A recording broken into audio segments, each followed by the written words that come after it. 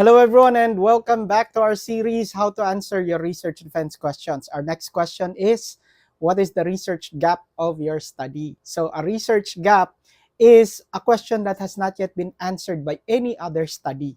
A question that has not yet been answered by any other studies. That is why it's called the gap. So napakaraming klase ng research gap. Okay, isa na dito yung pinaka-common, yung knowledge gap, method, theory.